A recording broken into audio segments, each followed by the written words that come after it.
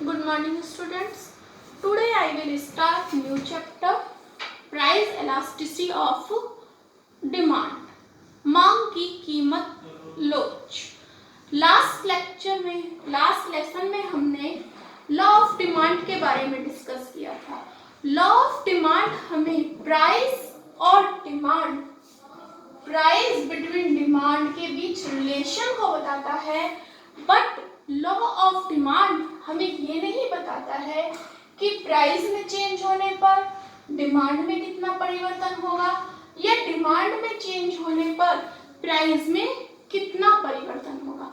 Means law of demand show करता है relation between price and demand, but no show कि इन दोनों में कितना परसेंटेज परिवर्तन होगा, प्राइस में कितना परिवर्तन होगा या डिमांड में कितना परिवर्तन होगा। इसके लिए हम मांग की लोच price elasticity of demand calculate करते हैं। The price of elasticity demand the ratio of the percentage change in the price of a commodity to the percentage change in the demand for the commodity, कि price में कितना percent परिवर्तन होगा और demand में कितना परसेंट परिवर्तन होगा, यह हम किससे ज्ञात करते हैं? Price elasticity of demand, elasticity से हम ज्ञात करते हैं। प्राइस इलास्टिसिटी की बहुत सारे इकोनॉमिक्स में डेफिनेशंस दी हैं। मिस्टर जॉन रॉबिन्सन बताते हैं कि the elasticity of demand at any price in the proportional change in amount purchased in response to a small change in price divided by proportional change in price। Means क्या है? किसी कीमत पर मांग की लोच में थोड़े से परिवर्तन के प्रत्युत्तर में क्रय की गई मात्रा के आनुपातिक परिवर्तन को कीमत के आनुपातिक परिवर्तन से भाग देने पर हमें मांग की लोच बताती है। मीन्स जो इलास्टिसिटी ऑफ डिमांड है हमें ये शो करती है कि डिमांड में परिवर्तन होने पर प्राइस में किस रेशियो में चेंज होगा। इसके लिए फॉर्मूला है price elasticity of demand proportional change in quantity demand, मांग में होने वाला अनुपातिक परिवर्तन अपॉन प्राइस में होने वाला अनुपातिक परिवर्तन, या इसको हम ऐसे भी लिख सकते हैं डेल्टा डी डिमांड में होने वाला परिवर्तन अपॉन डेल्टा पी प्राइस में होने वाला परिवर्तन मल्टीप्लाई प्राइस अपॉन डिमांड। अब डेल्टा डी हम कैसे कैलकुलेट करेंगे यहाँ पर, या डेल्टा पी कैसे कैलकुलेट करेंगे?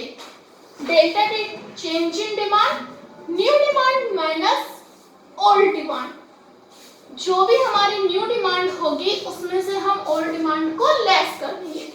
इसी तरह से हम डेल्टा पी ज्ञात करेंगे न्यू माइनस ओल्ड करके। क्वेश्चन है हमारे पास में, प्राइस हमें गिवन है 10 रुपीज, पहले किसी कमोडिटी की प्राइस 10 रुपीज थी, अब 12 रुपीज है। इसी तरह से जब प्राइस 10 रुपीज थी तो डिमांड 100 यूनिट्स की थी, लेकिन जब प्राइस हमारी इंक्रीज होकर 12 रुपीज हो जाती है तो हमारी जो न्यू डिमांड है वो कितनी रह जाती है? 80 यूनिट्स की। अब हमें इसमें इलास्टिसिटी ऑफ डिमांड कैलकुलेट करनी है, तो elasticity of demand is equals to delta D upon delta P multiply P upon B.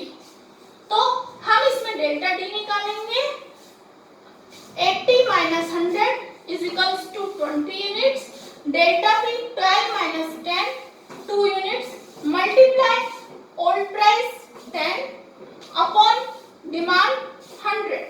तो हमारी जो मांग की लोच कितनी आ जाती है? 1:1 आ जाती है।